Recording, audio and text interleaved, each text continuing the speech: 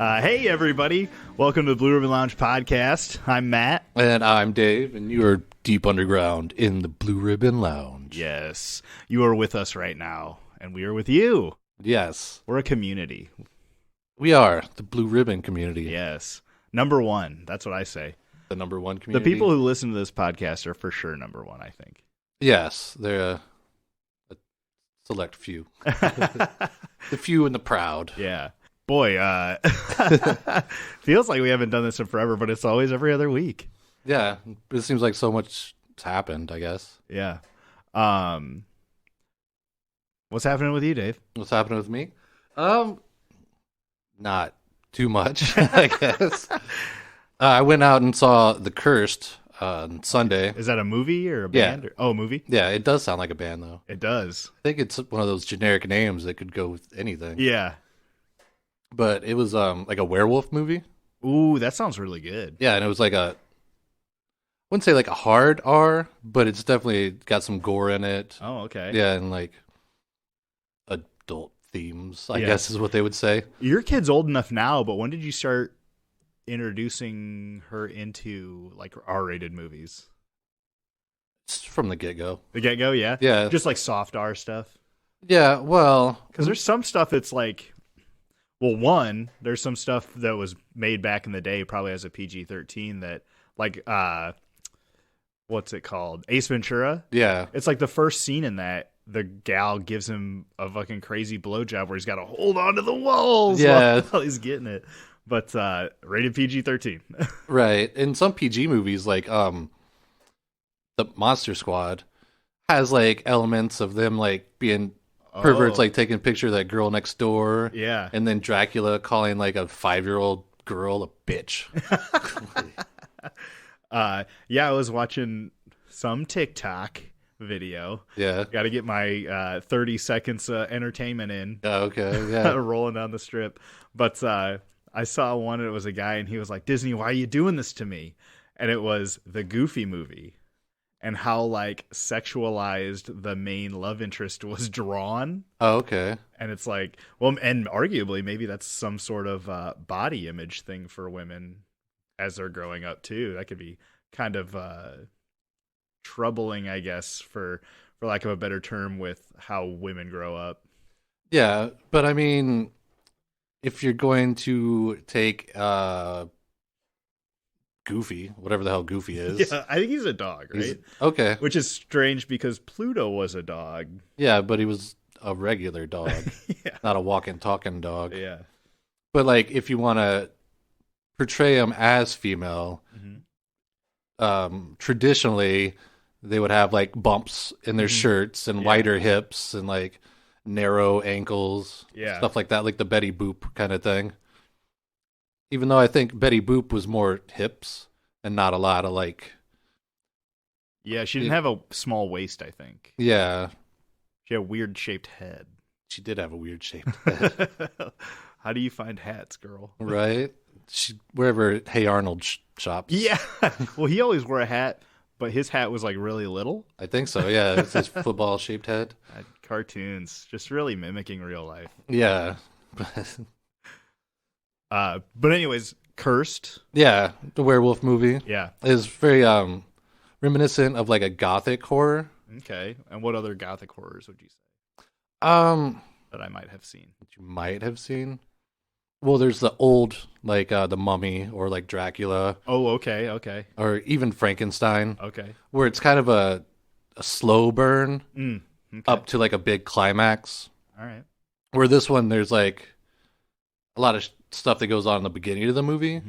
Because it's basically like a curse because they mess with some Roma, or AKA gypsies. Okay, which is a slang term. But so then they get cursed, and then their kids have nightmares, and then there's a werewolf that shows up and like terrorizes the village. Oh, okay. So does it show you like who the werewolf is or anything like that? You can guess who it is, but they do really good at like not over CGI in it and like keeping it in the shadows and like only really bringing it out at certain times, but you never like see like the whole thing standing there looking, over CGI. Stupid, yeah. Yeah. Yeah, I get that. Sounds pretty good. My wife made me watch some rom-com. I want to say it was Love Actually with Matthew Perry. Like the Friends guy? Yeah. Oh, all right. And it was just like, it was funny because we were watching it, and I was just calling everything in it. Oh, yeah. And then she was like, "Yeah, Matt, you're right. It's a rom-com." It's like, and it went from me feeling really good about being able to call everything to like, well, it is a trope for a reason, I guess. Right. Yeah, that's always crazy. My old lady, she puts up with it, but we'll be watching a movie and I'll have to pause it and be like, well, actually, if you look at it like this, and like historically speaking, sometimes I get a little too brainy. Yeah. Do you ever get maybe it doesn't ruin movies for you, or maybe it does, or maybe it makes movies better, but like, you have seen a lot of movies, yeah, and especially in the horror genre. Yeah. Do you think your history with those types of movies makes movies better, or it makes you appreciate it? Mm-hmm. And if you see something that's like a trope or a stereotype and you know where it came from, and then to see how they deal with it in general, yeah, like it kind of helps. Because if they do something like going downstairs because you hear a weird noise and you're like, never go downstairs, yeah, the lights went out, I get you got to go find your circuit breaker, but take a flashlight or take a buddy with you, yeah. But it also depends on how they use it. Yeah, like especially when you think somebody's for sure gonna die and then they don't. Yeah. And then like kind of a couple of seconds later, even if they die, you're like, wow, I kind of still didn't see that coming. Yeah, or it's kind of starting to be more of a trope now where they'll have a main character and you're like, you're gonna follow this person, and then they're just like, they get off and you're like, oh, anybody can die in this movie. Okay, that's cool. Yeah. But now it seems to be like more movies have started to incorporate that. So you're kind of like, oh, okay, it's one of those movies. Yeah. Which is kind of funny because, like, I don't remember if I said this in the last podcast because it's been a little while. I read the second Lord of the Rings book.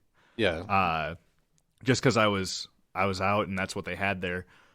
But not until I really read the book did I realize that Lord of the Rings is kind of more like a Sam story as opposed to a Frodo story. Okay. Just because, like, when you think of like how you would describe a movie, a character plots ups and downs, changes to their personality and stuff.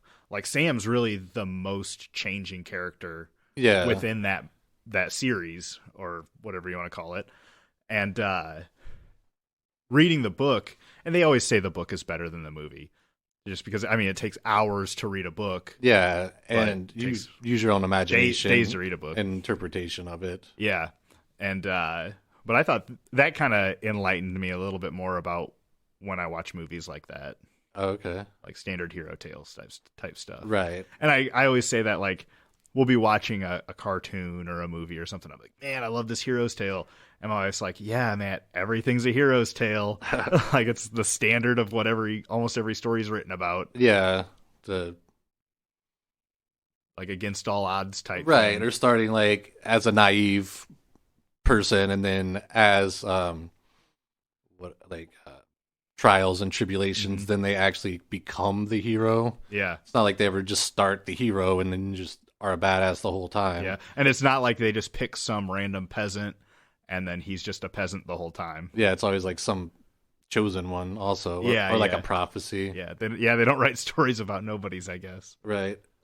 But I guess there are some that, you start out a badass and you end up with badass. That's usually like a cop story, like a Dirty Harry or like Charles Bronson or Clint Eastwood just comes in as the gunslinger and you're never going to get over on him. Yeah. And like something like that is like, it makes me think of the old Marty Robbins song, Big Iron, where they talk about a sheriff coming to town. He's got to take down the local bad guy. But the local bad guy's killed every other sheriff.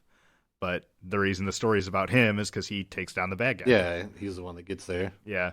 Damn, I love that kind of entertainment. Yeah. It's good. I don't know if I ever sent you this video. Oh, anything else going on with you, Dave? No, go ahead. So with our weird work schedule, I've been trying to be a little bit more present at home. Okay. And so me and the boy have been watching this YouTube series called Bill Making Stuff. And it's about a guy who just makes like little models, but he doesn't buy a kit and put it together. Right. He makes them out of like junk. All right. So like a lot of what he makes them out of is like spray bottles. If he like a spray bottle. Yeah. He takes them apart completely and then like kind of takes the different pieces and puts them into like he's done a couple of spaceships or like robots. But he takes like wooden beads and puts them together into little robots. I post them on Instagram. But we finally got around to making them. We've been talking about it for a long time. Yeah. And it's just like some wire and super glue and we cut up some old necklaces we got from some estate sales and resale shops, and it was a lot of fun. I'm glad we finally did it, and I highly suggest you going to check out Bill Making Stuff. Bill Making Stuff? Yeah, and it kind of got us into a little YouTube rabbit hole of other people making things like that as well. Is it just kind of like repurposing, or like you say he takes apart spray bottles, does he then like melt them with the soldering iron, or like use one part, like manipulates it? Yeah, he does everything from melting it with heat guns or soldering irons to like using molding clay. He'll take molding clay and put it on a thing, and let's say he's making a monster. Yeah. And then he'll take more molding clay before that and like texturize it, and then he'll make like a texturing tool out of clay and then use it to texturize the clay that he puts on the monster. Yeah. So it's like kind of a full thing. The only thing I don't like about Bill Making Stuff is he buys stuff from like a dollar store. Yeah. And he's just buying junk and like taking it all apart and using it. Mm-hmm. And while I understand that is definitely a good way to like consistently have similar pieces. Yeah. It just seems very unintentional. Seems very wasteful. Oh. You're like, I need a spring. I can buy a yo-yo. Well, you buy 5 yo-yos just to get the springs out of them. Yeah. As opposed to like, I think it would be cooler if like, all these mechanical pencils ran out of lead, and I finally used up this Febreze spray bottle. Yeah. And then you take it apart and like, stuff. The third R. Yeah. Or no, that's the second R. Reuse. Reuse. Yes. But that's about the only complaint I have with him. Yeah. I always watch. Well, I don't always watch, but sometimes when you watch those kind of shows, and they're showing you how to make something, and then their setup is like hundreds of dollars worth of stuff. Yeah. And you're like, of course you can do that when you have the perfect tool for the job. Yeah. And that was good about him. His early stuff, he just started with like an X-Acto knife and some scissors, and he used a lot of super glue, which is what we used. And like within that, like he was able to show us techniques and stuff on how to put things together in certain ways. Or like I just have needle nose pliers, and this is how you can use them to do this. Yeah. And then he does that thing. I don't know if you've ever seen it, but like he has like an Amazon wish list.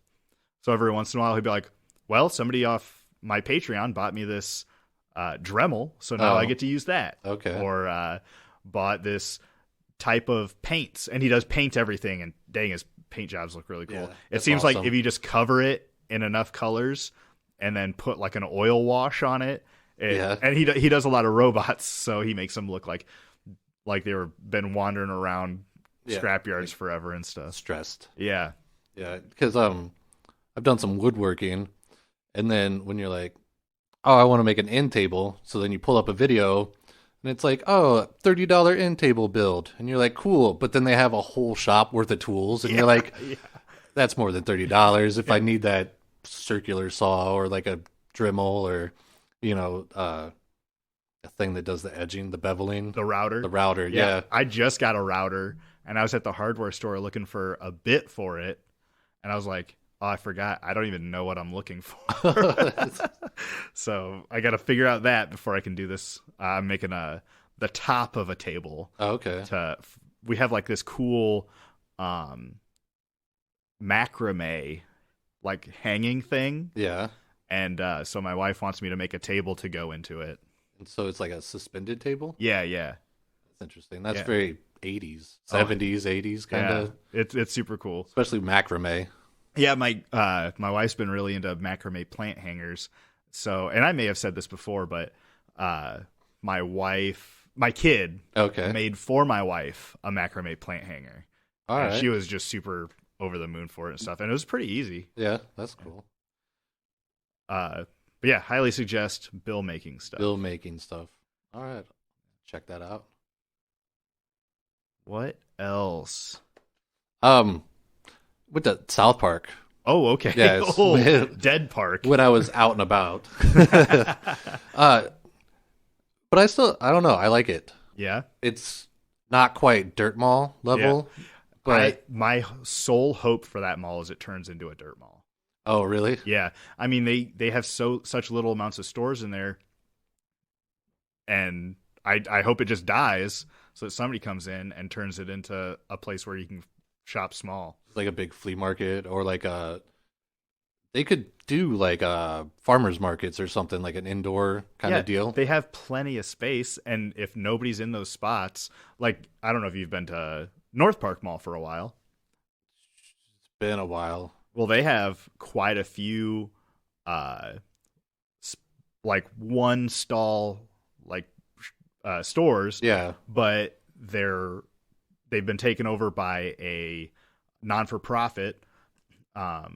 It's called like Helping Small Business or something like that. Okay. And so they'll have like a flea market with like multiple booths in there with different small vendors. Oh, that's kind of cool. Yeah, super cool. They lean pretty urban. A lot of black-owned businesses, but to be able to do that in a mall is pretty amazing to me. Yeah, especially someplace where those normally have higher overhead. Yeah, exactly. Yeah, and they should do something like that, because what I was noticing is just walking around, they have like little living rooms set up. Yeah. And I'm like, who comes to the mall and just like, I'm going to watch TV, and this used to be a jewelry store. They do in South Park. They have really nice like furniture. They have like bars that you can sit at. They have USB ports in them and stuff, so you can charge your phone while you're doing stuff, I guess. Right, but they only have like Chick-fil-A and a pho restaurant. Oh, they have a pho place down there? I think so, yeah. Oh, really? Yeah, they don't have Orange Julius anymore. Yeah, all the like staples, like, well, I don't know if Whitey's is a staple for like a mall. Well, I think it was around here, but now Whitey's isn't in either mall. Oh, really? Yeah. Huh. I did go to North Park this weekend. Okay. For Davenport Comic Show. Oh. I should have told you about it. I didn't even know that was there. Yeah, I should have told you about it. They have another one in July. Okay. I think July 9th, maybe. Don't quote me. I'll find it for sure, and I'll maybe say it on next podcast. All right. But we know the guy that puts it on, and it was really cool to just walk around and see a bunch of people peddling their weird nerd stuff. Yeah, that's always fun. I'm not more like into comic books, but some of the other stuff is kind of neat. I like looking at the comic books that are like $1,000. Oh, yeah, the old ones. And just like kind of thinking about somebody who would have bought that as a kid for 5 cents or whatever. Yeah, and then to hang on to it that long. Yeah, for sure. Yeah, that was like that copy of Mario Brothers that had never been opened, and the guy sold it for like $1 million. Oh, okay, yeah. And he said that it was a Christmas present, but he got two, and he just threw one in a drawer and kind of forgot about it, kind of like in his junk drawer. Yeah. So it was kind of beat up a little bit, but it was never opened, and he sent it away and got it graded, and it was one of the higher grades, like an A or an A plus or something. So then that also helped to make it like worth $1 million. But it also boggles my mind that there's somebody out there that's like, I'm going to pay $1 million for an unopened video game. Yeah, that person needs to not have that $1 million. Yeah, and I mean, I guess if you're thinking it's an investment, and 20 years from now you're going to sell it for $2 million or $5 million. Yeah, or I mean, I could see like, I feel like video games, etc. and stuff like that, those places are slowly kind of starting to die. But I think it'd be cool if you had something like that with like a little museum in the back. Oh yeah, that'd be kind of cool. So you ready to get into meat and potatoes, Dave? Yeah, we can dive into that. See how that goes. Excellent. Man, there was something you said way early on in the intro, and I was going to be like, speaking of, I forgot what it was. Way early in the intro. Yeah. But we're going to do today fortune telling. Yes. I didn't know exactly what direction we were going. Have you ever had your fortune told? Not professionally. Oh, really? How did you have it done? Fortune cookies? Fortune cookies, tarot cards, astrology. Oh, okay. Looking it up in the paper. Or an actual really good one is, I should have brought it, is the River City Reader. Oh, really? Yeah, their astrology lady is like, it's not your typical, like, I don't think it's your typical kind of like astrology thing, because they'll do like a little story. Like, some author, a Leo, wrote in his book, and they'll do a little blurb and then be like, I think you can apply this to your life by seeing how your past comes back around and how maybe it is going to affect you in these upcoming days. Oh, that sounds a lot more in depth than just like, beware of this. Yeah. And it's not too woo-woo, but it is kind of like as Mercury goes into that retrograde, or all that kind of language. Yeah. I feel like the ones I hear is like, beware of shady people. And it's like, yeah, duh. Of course. I have had my fortune told twice. Yeah. One, I got a tarot card reading, and that place is just up the street from the Blue Ribbon Lounge. It's called Vicky's Rocks. Yeah. I think it's called Vicky's Rocks, or maybe it's just called Vicky's, but they're a rock book and tarot card reading store. Yeah, I think it just kind of says that all on there. Yeah. But I love going in that place. It's like, it just like always kind of smells like incense and rocks all over the place. Yeah, and they have grab bags, which is cool. Yeah, the $5 mystery bags, and they have, I think, like $3, $5, and like $20 mystery bags. Yeah, and you always end up with something cool. Yeah, like my old lady likes to run up there and grab one every once in a while. Oh yeah, yeah, I like just stopping in there. They're the only place I've found that sells teak wood to burn. Oh, and arguably maybe I just know it's there, so I don't look for it anywhere else. And right now I have a ton of sage in the house. Yeah. I had a stick that I hadn't used ever. I think it was given to me. And then I bought another stick for a burlesque show for performance. Okay. I like to do in my performances, I like to use props and stuff. I think it just gives that much more. Is that called a smudging? Yes, smudging stick. So I smudge the basement probably at least once a week, if not more. Yeah. And then I smudge the whole house maybe once a month. So I know it's like incense where you set it on fire and then blow it out. Do you have to like get it wet or something so it just doesn't? No, it doesn't really catch on fire that well. Okay. I mean, you can kind of catch maybe a leaf on fire, but it's a bunch of leaves put together. So it ends up just smoldering. Okay. And so it's the one I have it's super fat. And it's been kind of hard to get on fire, but I'm just using a little lighter. Yeah. Definitely a torch would work way better, but I don't just carry around propane torches. Right. But some butane. Yeah. But you really got to kind of get it, and maybe a candle would work really well. But you really got to get it smoldering pretty good, and it puts off a lot of smoke. And once you got a bunch of embers all over the front, and then I just kind of go around and kind of blow it into all the nooks and crannies. Do you use like a fan, or you just? I don't, but my wife right now has like a turkey feather wing. Okay. And what it is, it's a smudge fan or something like that. Yeah.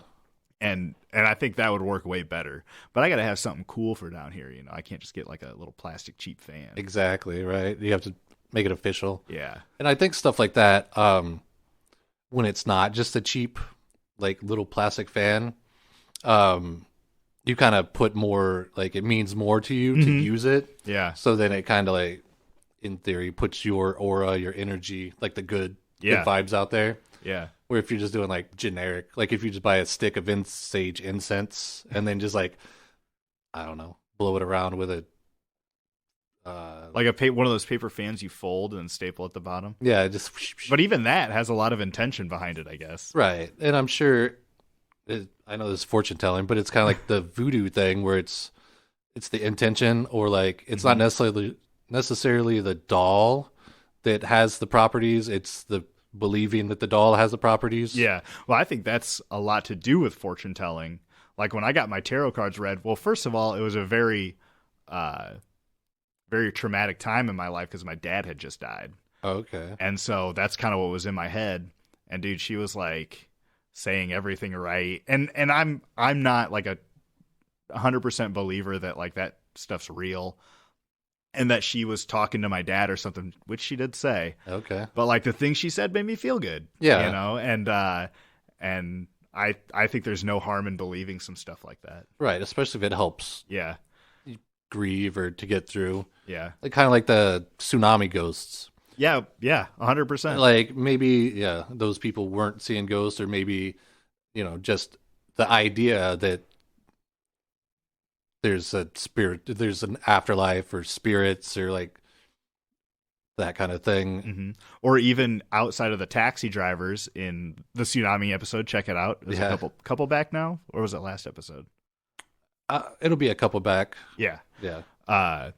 But even outside of the taxi drivers, if people whose loved ones were passed away from the tsunami, but they knew that they were coming from a place to a place, and maybe they decide to put those dots together that ghost could have been their relative, that helps them in the long run, I think. Yeah.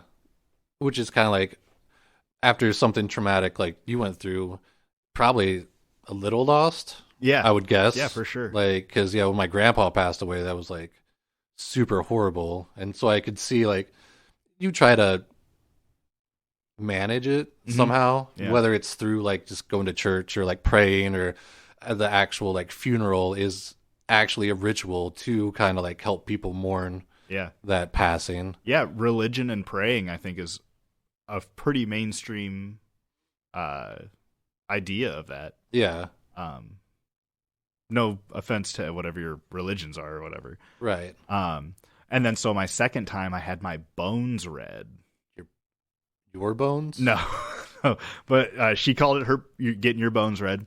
And she had this big sack full of like bones and trinkets and rocks. And she had some dice in there. Yeah. And she has this like big bag full of little people. Okay. Like little, like probably 1 inch tall, little like woven together people. Yeah. And you pick which one speaks to you or looks like you or whatever. And you pull it out, and she puts it in this bag, and she just kind of like shakes it and sifts all this stuff around. And then she lays it open and kind of pats it down kind of flat. And then you have to find your person. And then like the way things are around you reveals stuff. Like there was a D6 and a D10 in there. Oh, yeah? Or maybe a D12 for like the months or something. But they were both on 2, and that meant something.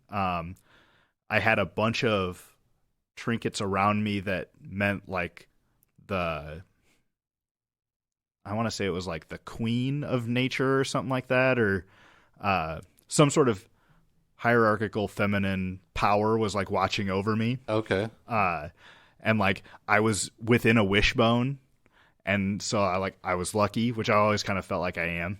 Yeah. But it was, man, I love performances. Yeah. So at the bare minimum, like it's a performance, and they are usually pretty good at it, and I just love that kind of stuff. Right. You get your money's worth out of it. Yeah. You were talking about your bones read. I think it's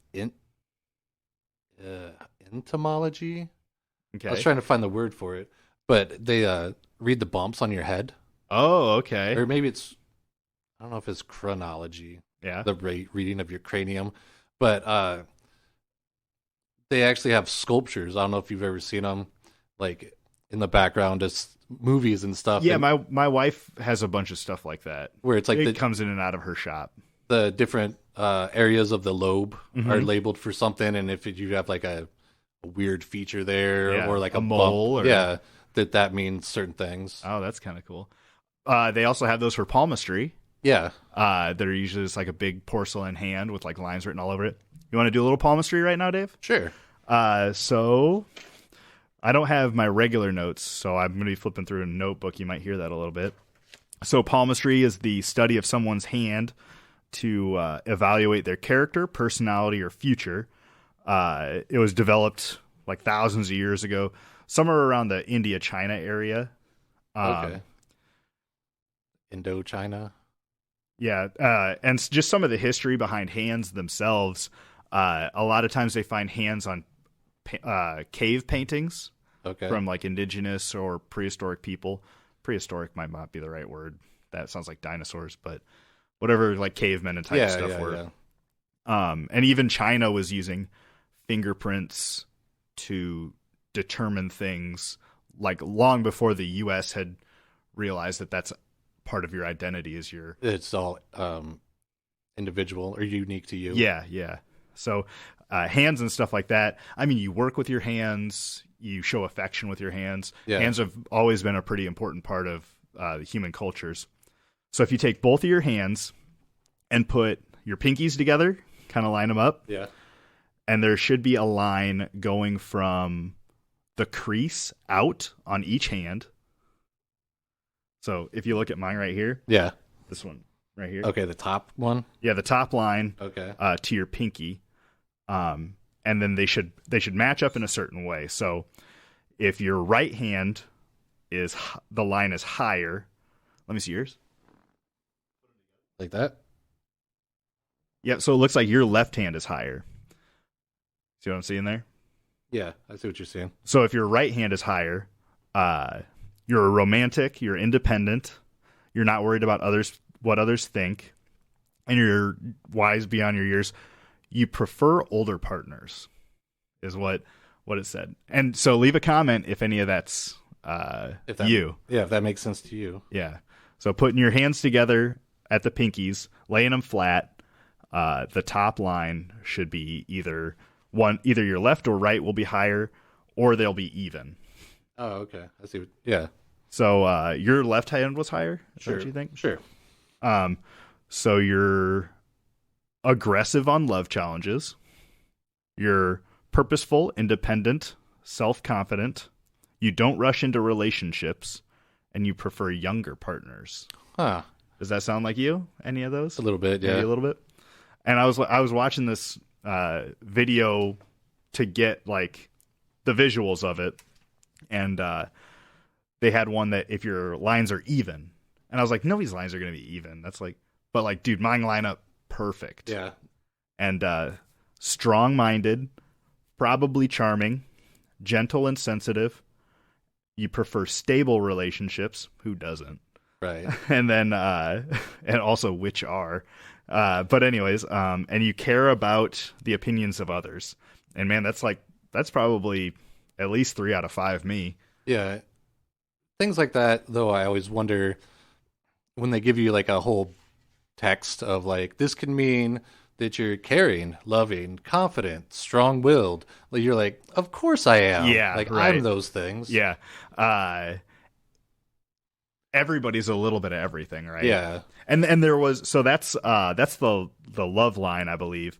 There's also like a money, a mind, a spiritual line. Yeah. I didn't go too far into a lot of those other ones, but I thought this was, if you're listening to this and you want to check that out, I thought that was kind of fun. Yeah, that is kind of cool. And I guess a lot of these came from like Greek and Roman not mythologies, but their culture. Okay. Because they believed a lot in like oracles and stuff. Yeah. And you can see it in their mythology, like the Oracle of Delphi and to some extent the Sphinx, like the riddle of the Sphinxes. Yeah. Yeah, it's crazy how, well, it makes you think, were we all closer at one time and then spread out? Or just the fact that a lot of cultures have a lot of similarities? It's a bit of both, because they say that fortune telling is from China, Egypt, Chaldea, and early Babylonia, like 40,000 BCE, so 40,000 years, so that's 1,000 years from today. Okay. Like when it started. And back then, all the cultures were kind of centered around like what we would call like the Middle East. Okay. Because there was like the European stuff wasn't that widely explored. It was more down north towards Greece and the east side of the Mediterranean Sea with Egypt and going more towards China and India. And during that time, of course, there was lots of wars and fighting. Yeah. And so in doing so, a lot of cultures got just kind of mixed together. Okay, it makes sense. And so then that's why you can have like Pythagoras, who came up with the Pythagorean Theorem. His idea was that you could determine anything through numbers, like math, kind of like what physicists do. They use numbers to show how the universe works. And he was kind of the father of numerology, okay, which is using numbers to come up with your fortune or kind of how you're going to be. And that was used a lot in the Asian continent, kind of like when I was talking about Tuesday Lobsang Rampa. Yeah. And how they did like the time he was born, the month he was born in, the day he was born on, what day his mom was born, like, and used all those numbers plus the stars to come up with like a plan for his future. Oh, okay. And like they like, if those are all this, then you would be best doing this future. Yeah, and that's why they told him when he was 7 that he had to go be a monk, because the fortune tellers, after doing all that, were like, "This is your path," which that's got to be rough, because if you're 7 and they're like, "Oh, it looks like you're gonna herd goats," yeah, like, looks like you're gonna be a coal miner. Yeah, here's your hat. Enjoy. What were some stuff you found, Dave?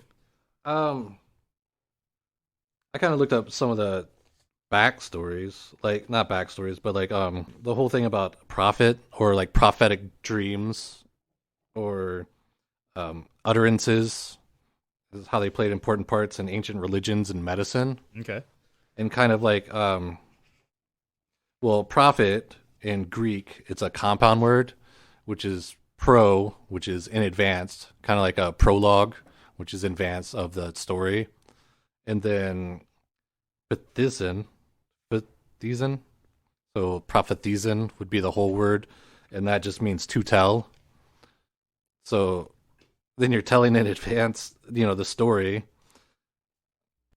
But it also got turned into you're not just telling the future, you're also a prophet because you speak with spirits, like God, like in the Islamic and Christian religions, the prophets were the mouthpieces of God. Yeah. Like the prophet Muhammad, or like the prophets in the Bible were pretty much teaching the gospel, which in theory was handed down by God. So then they were the mouthpieces of God.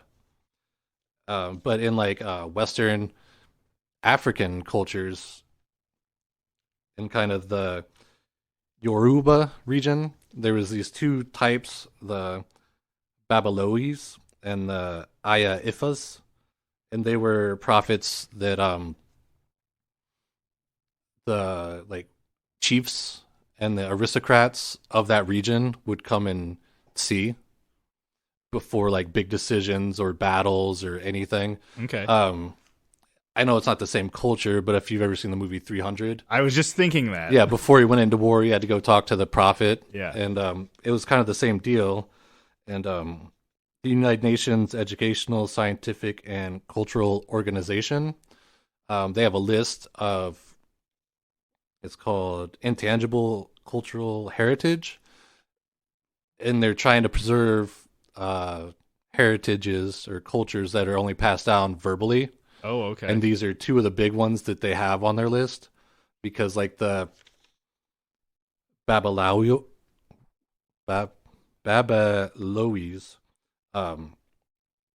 they usually consisted of like doing readings, like they'd have this wooden board called Open Ifa.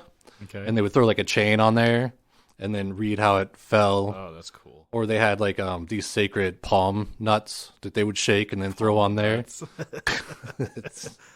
But then the Ionifas were actually considered the mothers of mystery. So then they were more like the mystics and the I just drew a blank. Like the Describe it to me, Dave. Like in 300, that was the oracle. Oracle. They were considered more like oracles. I don't know why I drew a blank on that. And their craft was to memorize the 256 Odu, which is the mysteries like of the world. Mm-hmm. And then they also had the E's of Ifa, which were like these kind of scriptures. Okay. But to put it like layman's terms, it's kind of like there's the known mysteries like that they learned about, and then the other part, the scriptures, was more like memorizing your farmer's almanac. Oh, okay. And then as it's passed down, it gets added to, but it's all done verbally and through memorizing. Oh, God. And these were the ladies that would say, hey, the crops might be bad this year. But then they would do like, you might want to sacrifice some lambs, or, not every sacrifice was like animal. Sometimes they burn wheat or like food. Yeah, that's what I've always kind of liked to think about any sort of this fortune telling, whether it be tarot cards or like an oracle or like some sort of mystic or something. I mean, to me, your fortune is only as good as the direction you're in. You can always, if somebody says, the crops might be bad, so you should sacrifice a goat. Yeah. Well, when you sacrifice that goat, maybe it changes or maybe it doesn't. Right. And you can it's all kind of a performance in that. Right. Who knows if it will be good or bad, but like I was saying, the knowledge of the fortune teller also comes into play, because if you get a reading like from a friend who just got into tarot cards, it might be a little broken and not quite apply to what you're thinking, and they're not really good at like understanding all the aspects of the cards or how to read people, because it's also interpersonal and picking up on body language and different things. And that's why these Ifas I thought were really cool, because they also were kind of like life coaches. Oh, okay. Before life coaches became a thing. A job. Yeah, and people would come and be like, hey, I'm the third son of the third son, and my life is kind of crap. And they'd be like, well, what you need to do is if you follow this path and, and then give them advice. Like, just start growing apples because nobody has apples. And then you can get a cart, and then you can move up from a cart, and you can corner the market on apples. That kind of stuff. Yeah. And then also having their knowledge of the past and how farmers use the farmer's almanac, they can kind of predict how the crops would be and different things. So it's kind of they're just super knowledgeable about the world. Yeah. How the world works, so that they can give advice that way, which can seem, extraordinary. Yeah. Extraordinary. Yeah. Yes. Just to pause there. Thanks for listening, guys. Just remember, this is not a science podcast, or we just kind of look up some stuff and have a little fun, which I think I'm doing right now. Dave, how about you? Having a little fun, yeah. What I think I'd like to look up from that is some of those Ifas and Odus and stuff like that. That sounds pretty interesting to me. If anything in this podcast catches your fancy, feel free to look it up yourself, and leave some comments or let us know what you find. We just really like to spark interest and some different topics. Or start up a conversation. Yeah. And, I don't know, tag Matt Nicky on Facebook. Yeah, Facebook, Instagram, the Matt Nicky. Yeah. Hashtag the Blue Ribbon Lounge. Yeah, or you can email us at Blue Ribbon Lounge Moline at gmail.com. Check out the Blue Ribbon Lounge online, blueribbonlounge.com. Right. And I mean, you can even, if something interests you and you have a question, maybe we point you in the right direction, or be like, oh, I saw this on the the Encyclopedia Britannica website, or something like that, or maybe just tell you to fuck off. If you find anything, I'm always willing to go back into the same topic again at another time if somebody brings something really cool to our attention. Yeah, dive into it again. Yeah, and if you're having a good time, feel free to support the podcast. Check out shopabernathy's.com. There's a little Blue Room and Lounge section that you can find on there for just some stickers and stuff like that. Yeah, that always helps. Yeah, for local sure. business, and keeps us in microphone socks. Yeah. Keeps these podcasts fed. Yeah, that's really what it is. They've been pretty quiet today. Yeah, they're all full up. So, did you get into tarot cards at all? I got into a little bit. I've always loved tarot cards. I've had a couple of sets in my day. What little I know about it is that like the tarot is kind of like the journey of the Fool, which is the first tarot card. Right. And then you have it's the Fool's adventure through the major arcana, which is like the Tower and the King and the Queen and stuff like that. So it's kind of like the hero's journey. It really is. Yeah. And it creates you as the hero, coming from a fool, being born, not knowing anything, and then learning through your mother, your father, the environment you grow up in. Yeah. And it's your own personal hero's journey is what the tarot cards generally are. Yeah.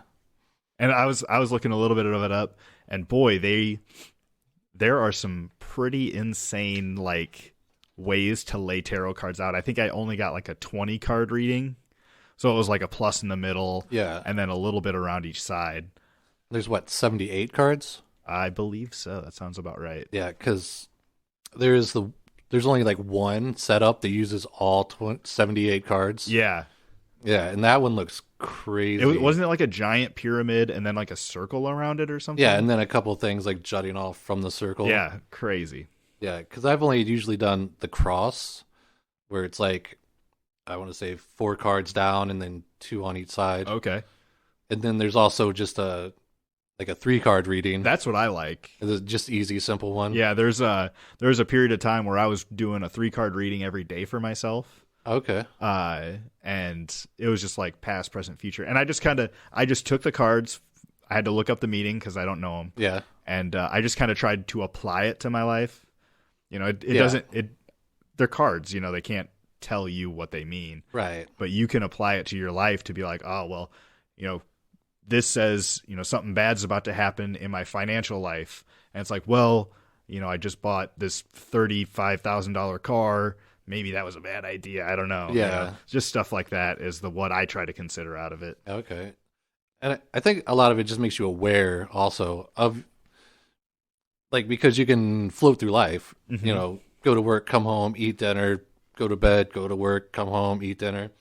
And I think stuff like tarot cards or like the 3-card reading kind of makes you introspective, kind of like meditate on the things that you were doing and kind of makes them a little more rich. Yeah. But did you know that those are only from like, I want to say like the 1700s? No, I didn't. Yeah, they're not super old. Really? Yeah, and they were invented in Italy. Oh, really? Well, there was a game of tarot before it because it didn't start out as a fortune-telling device. Okay. It was kind of like pretty much a fancy set of cards that you would play tarot with, and tarot was kind of like bridge. Okay. Like playing a game of bridge. Because the original, like the Marcellus tarot cards, they had the, what'd you call them? The major arcana? Yeah, the major arcana, because they weren't suits. Yeah. But they were major arcana. And then the numbers were just kind of like 7 swords or 7 shields or 7 cups. Yeah, like 3 of diamonds and 4 of hearts. Yeah, and it wasn't until the Rider-Waite-Smith deck. Okay. Because then that's the classic one. That's the classic one because they started using it to tell fortunes or do this like occult kind of stuff with, and then I think Rider commissioned a lady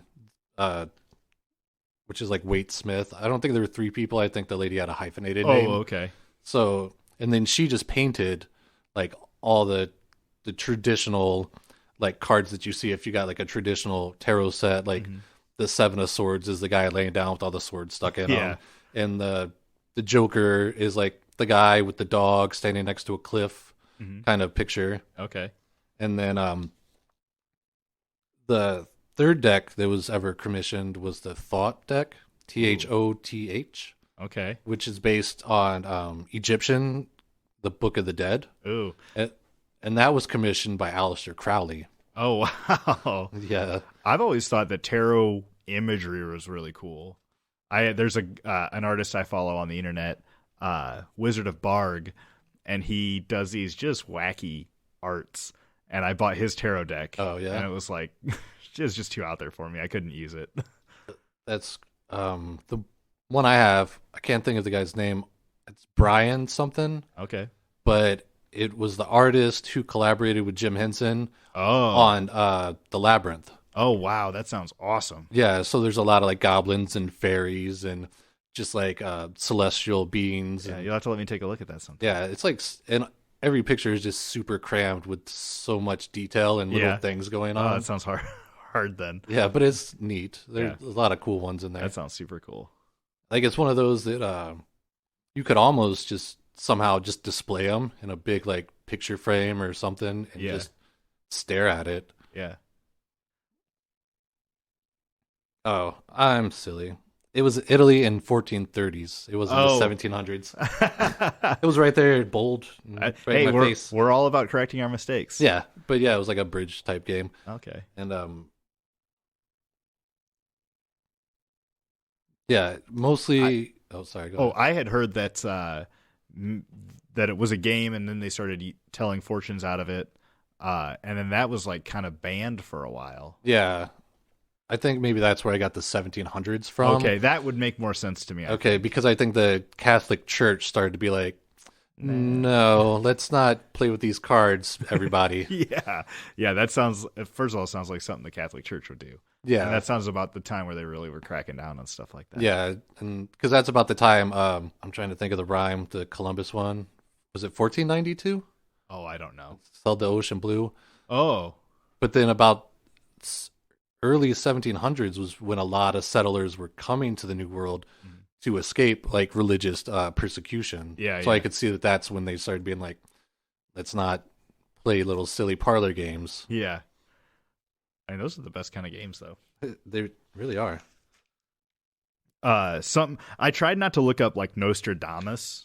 Yeah. But I did get into this gal who I think was maybe kind of like Nostradamus. Yeah. I would imagine she's probably up there for people who were giving out like future readings or predictions. Yeah. In Novo Selo in Bulgaria in 1923, this young girl, Angela, was caught in a storm and picked up by a tornado and taken away out of the city.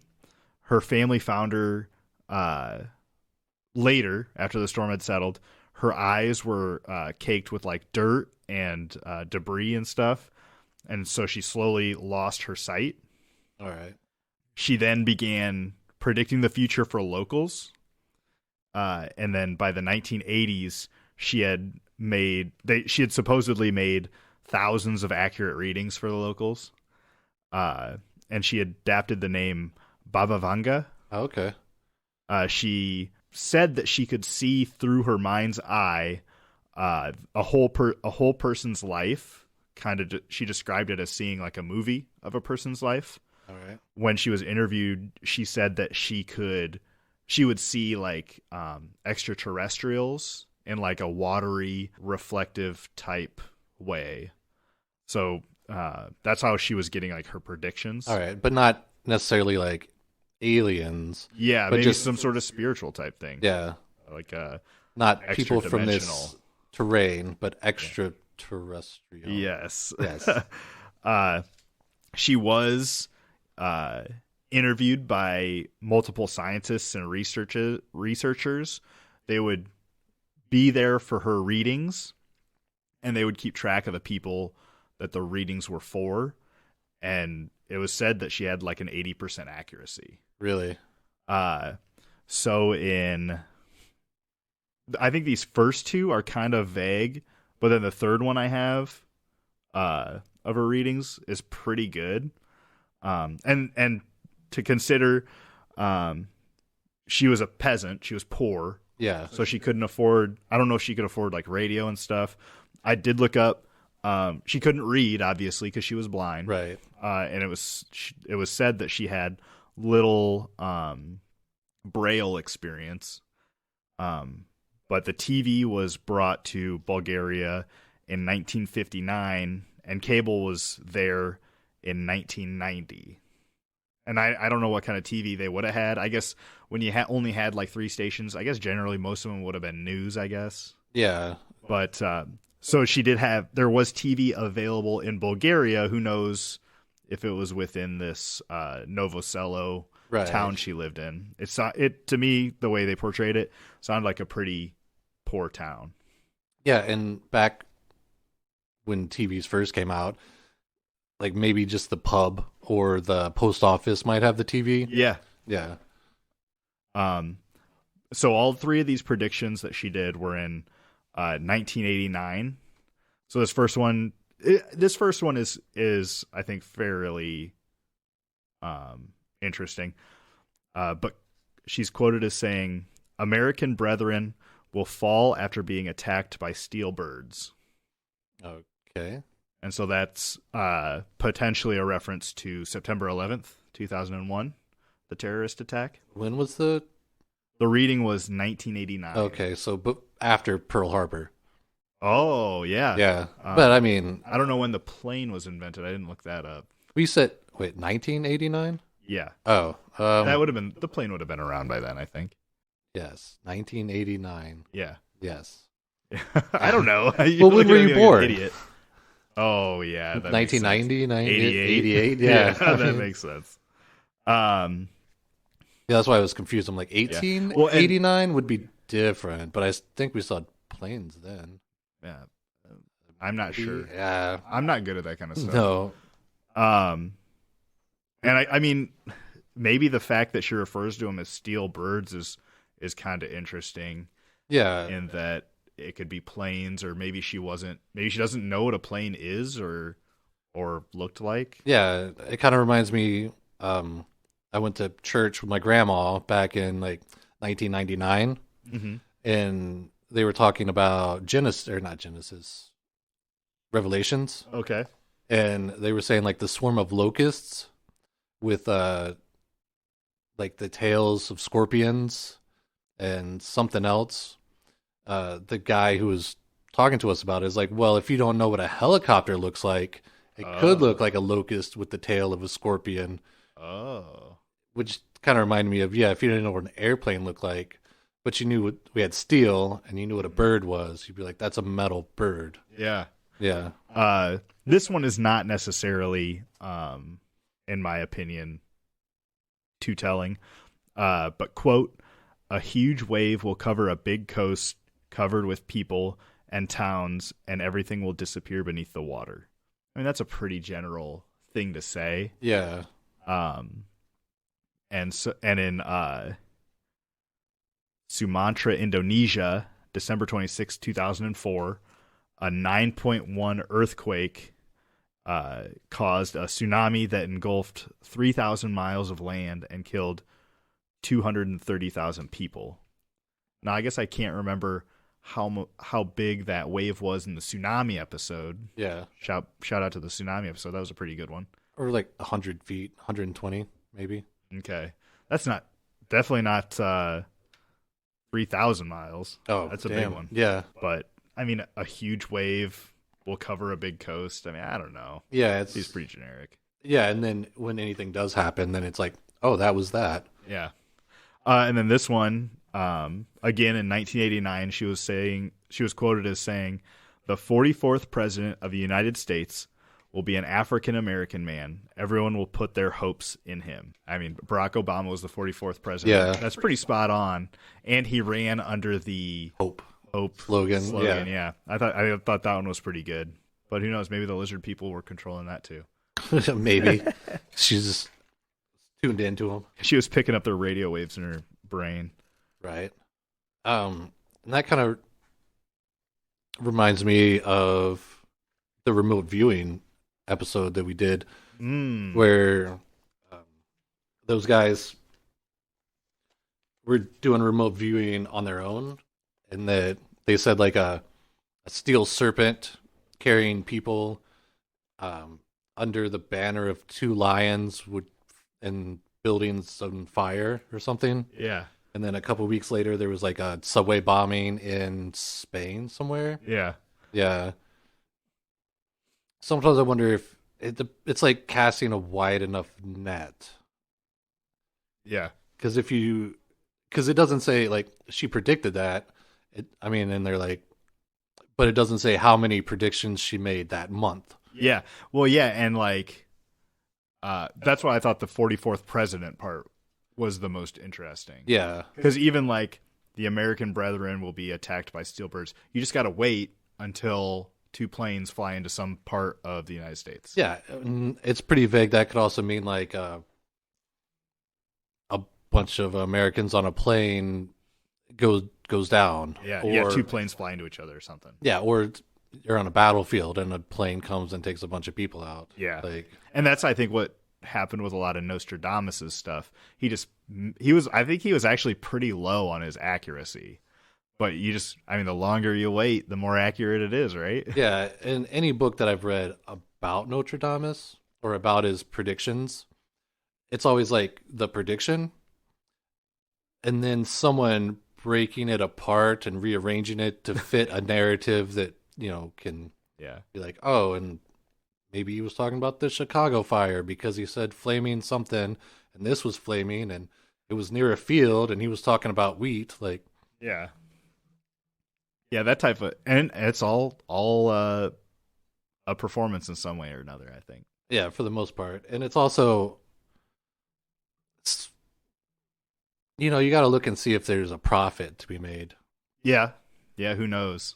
Because sometimes there was a couple of like religious figures that like predicted the end of times, and then it never happened, and then they'd either like change and be like, oh, I was off, so now it's this date, or they would just like disappear.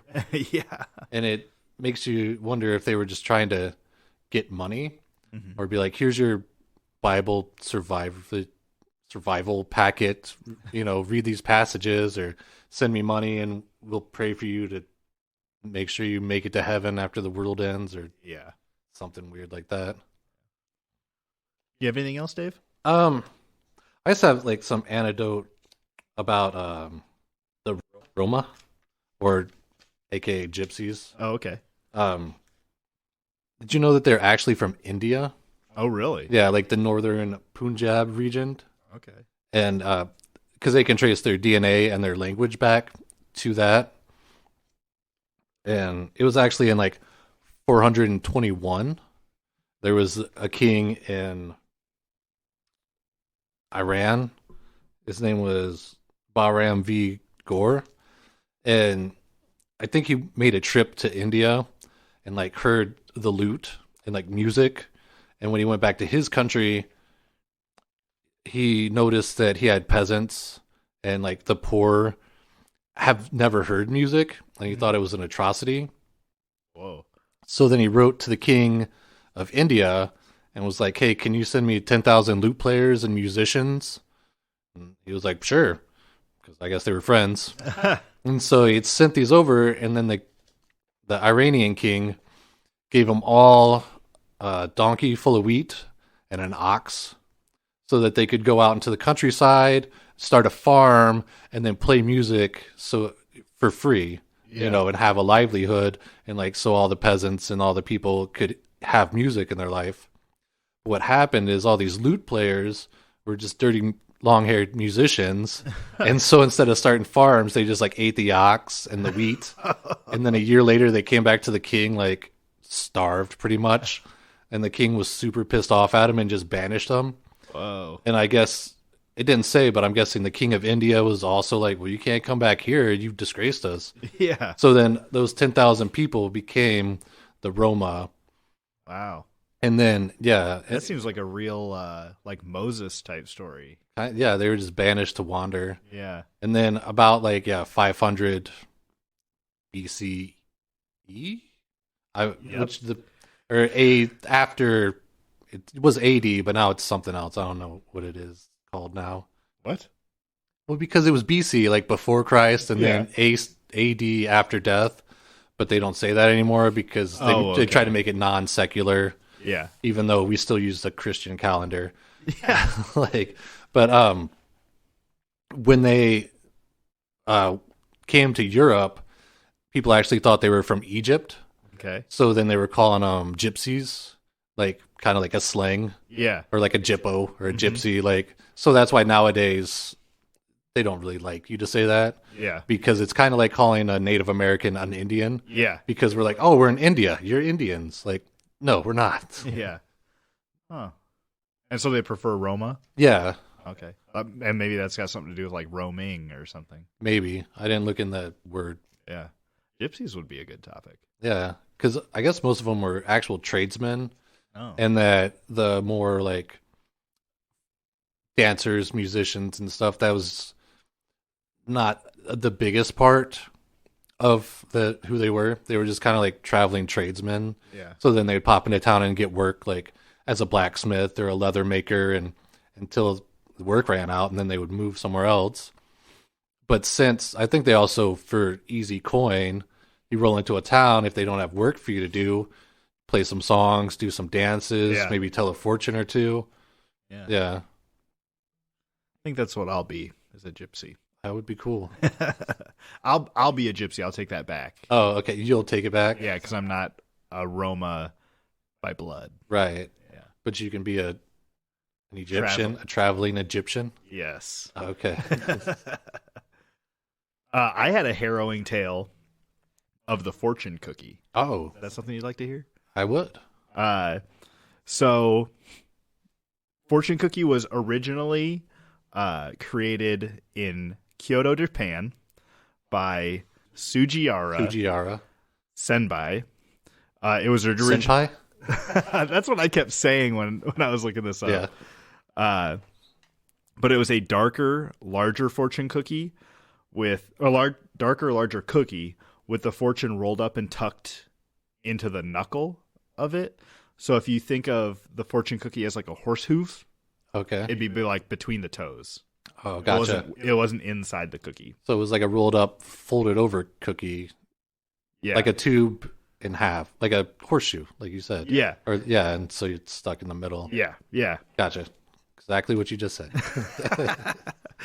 And in 1914, there was a man, Makoto Hajiwara, who brought the fortune cookie to America under the name Senbai, and that generally translated to cracker. It was originally a more savory, biscuity type thing. Hajiwara and his family lived in a 7-room home at the Golden Gate Gardens in San Francisco. He was the property manager of the garden. It's like the largest Japanese national park. Okay. It's the largest Japanese national park. And he would hand out these senbai cookies to tourists and visitors when they visited. Yeah, and I think that park, it's still there. But it's up on one of the cliffs that overlook the Golden Gate Bridge. Mm-hmm. Yeah, it's been in movies and all sorts of stuff. There's a Bruce Lee movie. Or actually, it's not Bruce Lee. It was an Ip Man movie. Shit. It was a Bruce Lee movie, but it was also had Ip Man in it. And they were training in that garden. Oh, okay. Yeah. Do you remember what movie it was? It was called the Dragon and the something. Oh, okay. And it's a super fictionalized version of the story of Bruce Lee and Ip Man. Okay.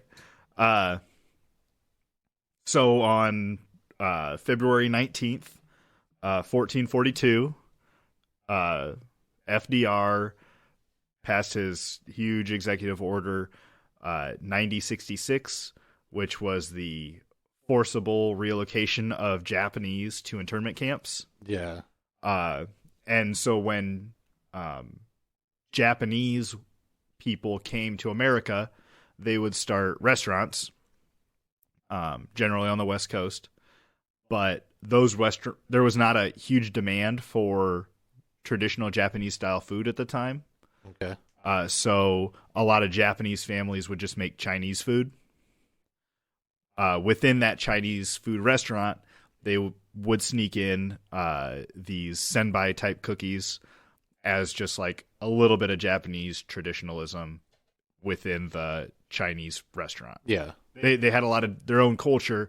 They just made the food to be Chinese. Yeah, like fusion. Yeah. Yeah. So when they were relocated to internment camps, people would go to Chinese food restaurants, and Chinese people would fill the void of these closed down Japanese restaurants. Yeah. And people would come to these Chinese restaurants and ask for these cookies. I'm not 100% sure where they kind of got their sweetness from. Yeah.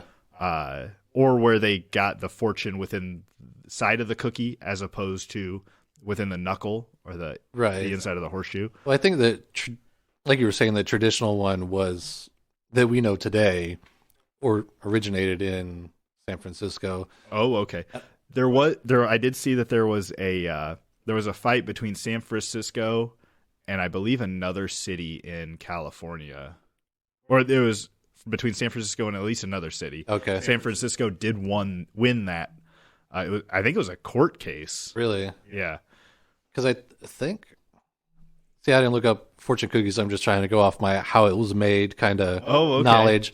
And I think, they actually had like some kind of like manufacturing process where it would like lay the cookie and then they would go on the conveyor belt and get rolled out flat and then get like dipped and then folded and then fried, and then the fortune was kind of slipped in that crack somehow.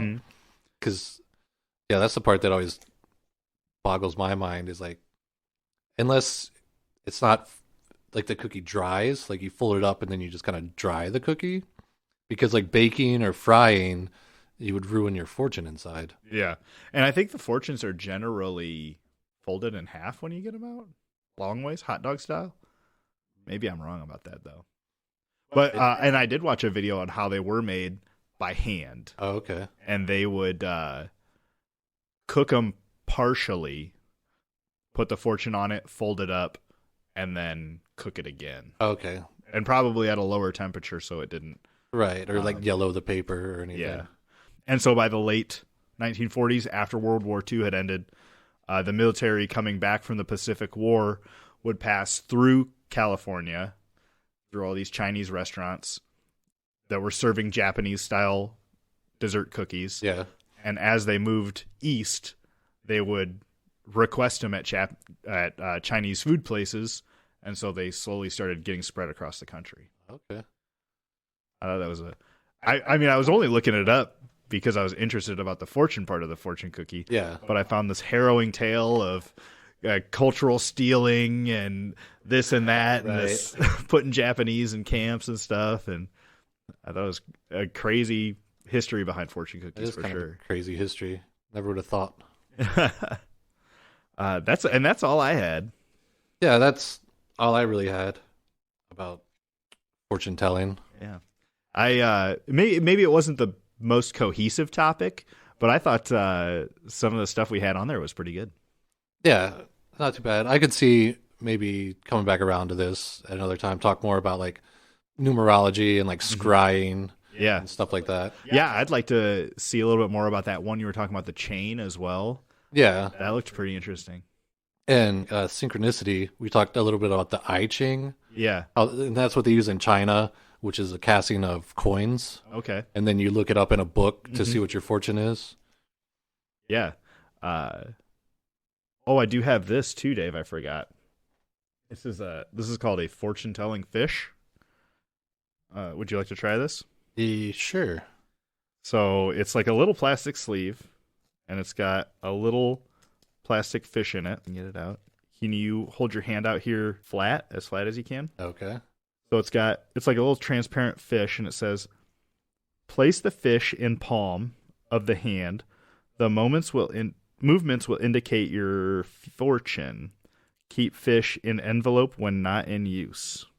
All right. See, is it doing anything? Is it supposed to do something? Oh, it's kind of curling. Yeah, it's looking like it's doing something. Weird. Oh. Is there something on the back that says if it curls like a hot dog? Fortune-telling fish. Place fish in palm of hand, and its movements will indicate. Oh. Yeah, it's got like a twist going on, like a long ways twist. We got like not a moving head, not a moving tail, not a moving head and tail. Curling sides, would you say? Your fortune is that you're fickle. Fickle. Oh, did it just flip all the way over? Yeah.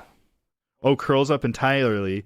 Oh, dude, passionate. Oh. That's passion right there. It's because I got hot palms. Yeah. Oh, now it's going back flat. That sweaty Eddie.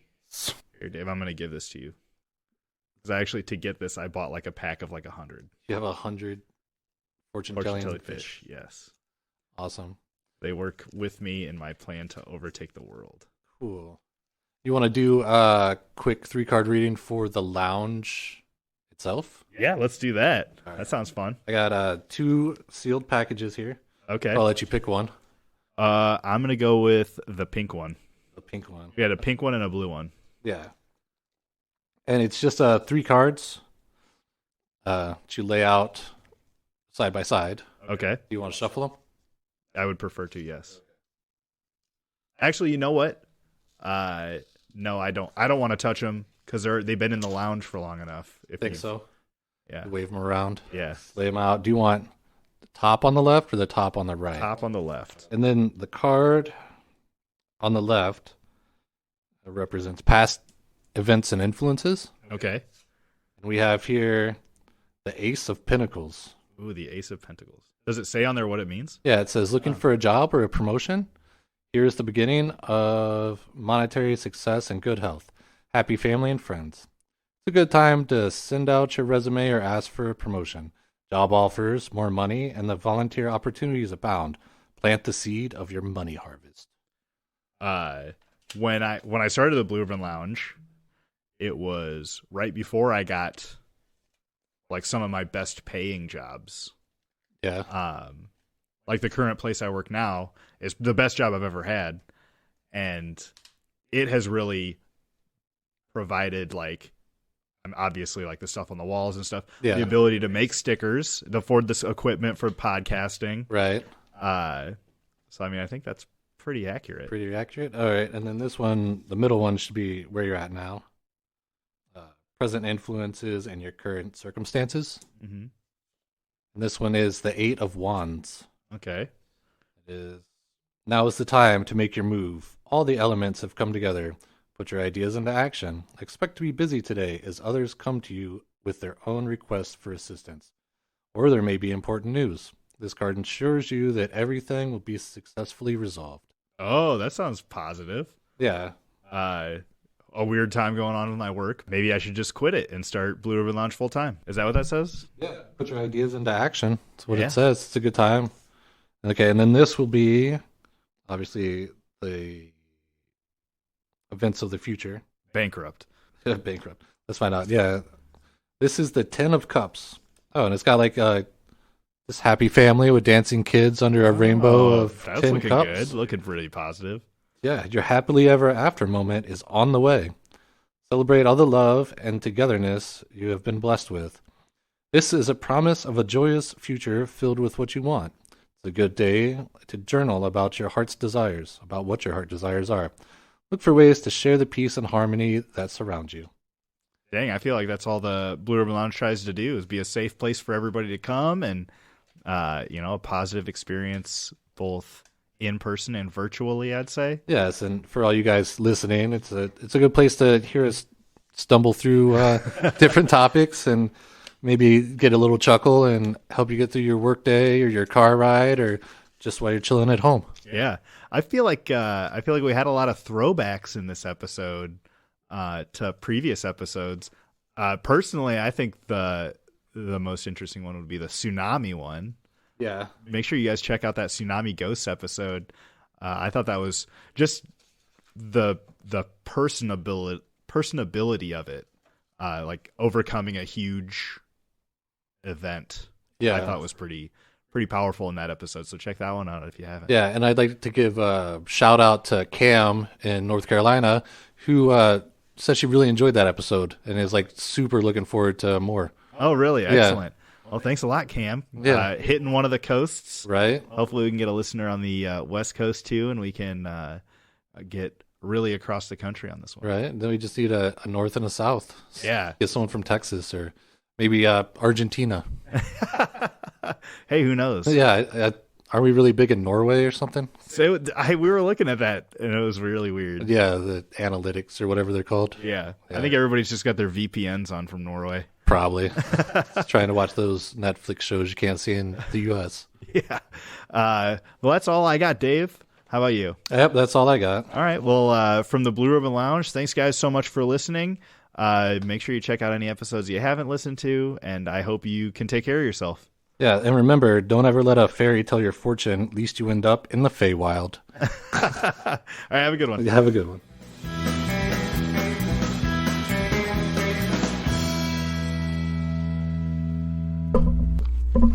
Uh-oh. I just did something. I'm sorry. Oh, it's okay. Oh, there. That's better. Is that yours? Or? Yeah, I think it was mine. Okay. My cable. Check. All right, let's go. You ready, Dave? Sure. As ready as we'll ever be. Right.